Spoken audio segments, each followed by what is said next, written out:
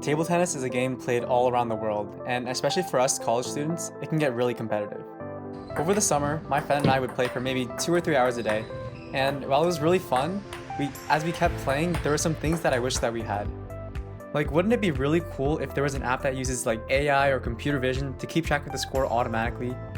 This would be very useful because after hours of playing, someone's bound to make a mistake. I actually had this huge fight with my friend because we had $100 on the line and we couldn't agree on the score. Like, I actually won the game, but he couldn't agree, so it turned into this big argument. Anyways, also, it would be really cool because sometimes we hit this really insane shot and I wish that it was recorded. But it'd be kind of weird to set up a camera for 2 hours at a time just to hope for this 5-second clip. But if my phone is already set up to detect the score automatically, maybe it can record the cool points that I want it to. My last thing that I want is somehow if you can get a footage of the game, right? And if that can be turned into a 3D reconstruction. Because then you can watch the game from any viewpoint and any angle, right? And if your friend puts some weird spin and you don't know how to counter it, you can look at it again and then figure out what angle to attack with your racket. And that would be very useful for improving your game. So anyways, my goal for this quarter is to address some of these wishes that I had, and I'll show you what I created.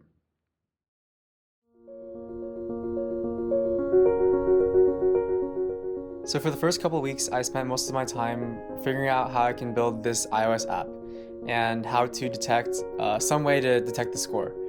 And since this is my first time using Swift for like maybe more than like an hour or so, like I had spent a lot of time learning how to use the app. And I wasn't really ready to create this like ideal version of the app that I described earlier. So what I actually created instead was just a regular scoreboard that you can update. You know, it has UI, you can update plus and minus. And then the cool thing is that I integrated this thing called MediaPipe, which is like a post detection library. And so whenever someone raises their hand, that just indicates that they won the point. So you can, instead of like automatically calculating the score, you would detect someone raising their hand, which is a little more convenient, but it's not fully automatic.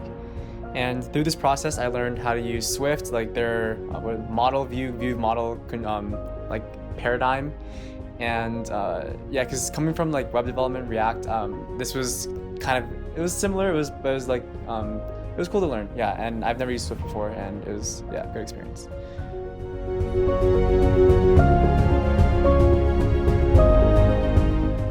Alright, so this next part was actually really easy. Since I'm already piping the video feed into my app and running like inference on it, I can just record that, right? And later on, if the user remembers which point they won and they want to record, they just select that point and they can get that clip, like based on the timestamps of when the point started and when the point ended. So this was actually pretty easy. Yeah, so okay.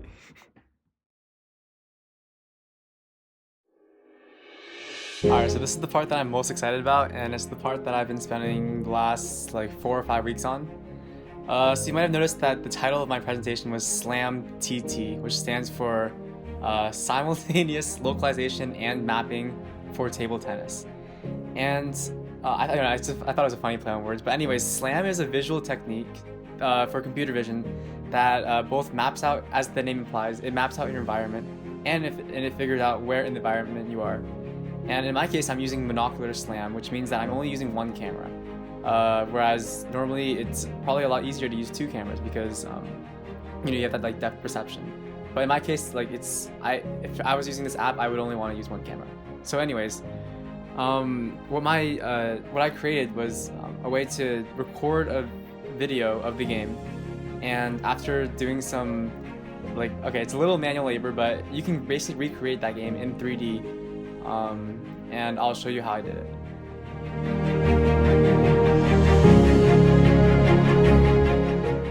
Like a really important part of this 3D reconstruction is that you need to know where the ball is, right? Although with only 1 camera, it's actually really hard to detect where the ball is in like 3D space at like every single timestamp. So what I do instead is, I was thinking like if you can detect where the ball bounces, like when it bounces, and the pixel coordinates of that ball on the frame, you can figure out like where that ball is relative to the table, right? Based on like the camera angle and the distortion and whatever, and you can map that onto like a physical table in your simulation. And then if you have a list of all the bounces, you can just simulate each bounce like from point A to B, and that's probably good enough. So what I did is I was looking at how to figure out where the ball is, right? And I came across this research paper which describes it's like a two-stage convolutional neural network to detect ping pong balls. So the way it works is it takes the full HD image and it downscales it to like something like 300 by 200 something pixels. And the reason it does this is because like it's really hard. It'll take a lot of memory to run inference on such a big image. So you want to shrink it down. And once you have the shrinked image, you can it does like a convolutional neural network to figure out where the ball is in that shrinked image. And then the next stage, it basically like in the big image, it zooms in, it crops into that spot where it thinks it is, and then it actually figured out where the ball actually is, like the pixel coordinates. So there's like a global detection where it's like, oh, it's kind of over here, and then it zooms in and it's like, okay, it's actually right here at this exact location. And another cool thing about this model that was really helpful for me is that it's a multitask neural network, which means that it can do many things. It does many things at once. And so one of the other things that it does is it detects like at each time frame, like is this a ball bounce, or does it hit the net, or is it just like not doing anything, like just bouncing somewhere, I don't know, just whatever. So this is really useful because I want to know when the ball bounces, right? And it'll tell me like, oh, I think this time frame the ball bounced. So the last thing that this neural network does is basically gets an image segmentation of both the players and the table. And this is actually really useful because, so let's say I have the pixel coordinates of the ball, right? Which is relative to the screen. Like that doesn't really help me directly because I want to know where the ball bounced relative to the table.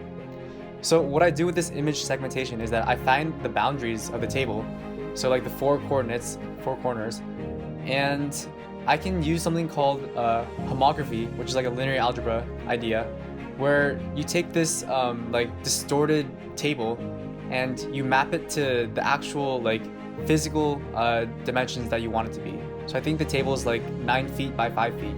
So if I know that the ball bounced on the table at this pixel coordinate and it's relative to like this table that looks like this trapezoid kind of thing, I can map that to a table where the table is actually 9 by 5, and I know that this is the actual physical location of the ball when it bounces.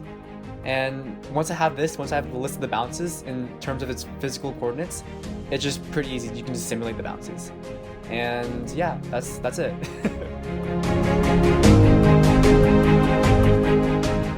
For this part, I actually ran into a bit of trouble early on. I was trying to take coordinates that I got from MediaPipe, because I already used MediaPipe previously, and take those landmarks and try to like rig a 3D model based on where each bone should have been. So I'm saying like, oh, your bone should be like this, and blah, blah, blah. And it ended up like looking really weird. And so after a few days, I just kind of gave up on that approach and started looking for new ways to do this. So while I was researching, I found this project called WHAM, which stands for World Grounded Humans with Accurate 3D Motion. And it was literally like perfect. Like it just takes a video and it outputs the 3D models of each person. And it's like pretty good at like detecting where they are like in the 3D world. Although when I first tried setting it up, there was a lot of problems because this was made for a Linux environment and I only had Windows on my PC. So I had to I was trying to like hack around with downloading different drivers, like CUDA versions, and it just ended up not working. But eventually I stumbled on WSL, which is like Windows Subsystem for Linux, and it basically allows you to work in a Linux environment for Windows, and like boom, all my problems were solved, and it was amazing. And now that I have this player detection model, I'm basically done. I have everything that I need to do a full reconstruction of the game.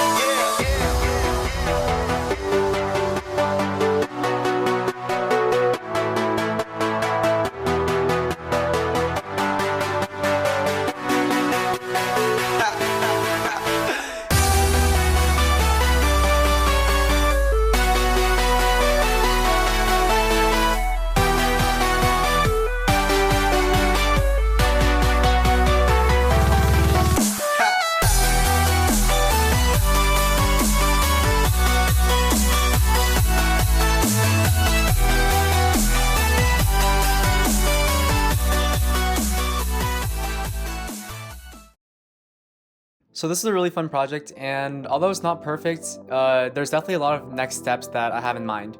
For one thing, you probably noticed that there's a lot of manual labor involved for setting up the video. It's not just like plug and play. So that's definitely my next step. I want to have everything automated so that you just feed it the video, it does the ball detection, and then does the player detection, and then puts everything in the scene automatically. This would also connect really well with my original idea for the app, because while you're setting up your camera to detect the score automatically, that video feed can be piped through a server and it can be processed, and when you're finally done with the game, that rendered scene can be sent to you and you can view the scene right away. And also like just the ball detection and homography stuff that I used, that can be used to improve my original app to actually automatically detect the score, because once you have the bounces, that's all you need to know to determine who wins each point. And that's definitely my next step if I were to continue this project. So some limitations for this project is that the training data is only for one camera angle, and like the table's blue, the ball's white, so it won't really apply to like many other settings. You need to do very specific table tennis setup. And also just like the time to run inference is actually very long. I had like a 3070 GPU, and it would take maybe 4 or 5 minutes to render the scene, which if you want to do live rendering, that's not possible. But other than that, I definitely learned a lot from this project. So this is actually my first time doing a machine learning project. So I had to learn what is OpenCV, what is PyTorch. This was all new to me. Even though I watched some AI videos beforehand, this was my first time actually getting my hands dirty. So yeah, I just learned so much about Python, Conda, just the practical stuff that you would never think about when you're just learning the theory of AI. And also even though I didn't build everything from scratch, I still learned so much just trying to figure out how to re-implement this paper, or how to get this player detection model to work for me in my specific setting. And just learning how this works, how the code works, it's so, yeah, I just learned so much from it. And yeah, I'm really excited for next quarter and to see what I can create with what I learned.